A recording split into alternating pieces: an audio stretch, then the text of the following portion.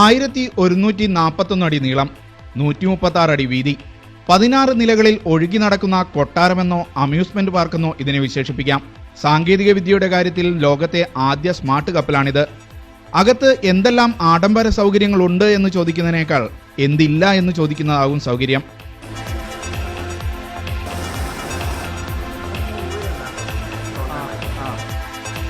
അകത്തെ ബയോണിക് ബാറിൽ പാനീയങ്ങൾ വിളമ്പുന്നതുവരെ റോബോട്ടുകളാണ്.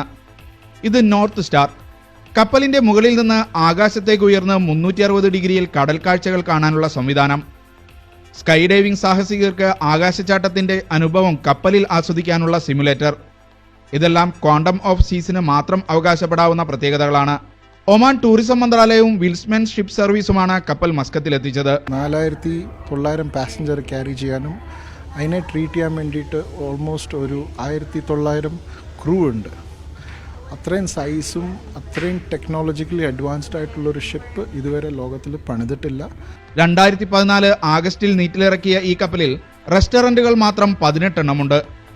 കളിക്കാനും കുളിക്കാനും വ്യായാമം ചെയ്യാനും നാടകം കാണാനും ഉല്ലസിക്കാനുമുള്ള സൗകര്യങ്ങൾ വേറെ. ആഡംബരങ്ങളുടെ അവസാന വാക്കായ ഈ കപ്പലിന്റെ അടുത്ത ലക്ഷ്യസ്ഥാനം നമ്മുടെ കൊച്ചിയാണ്.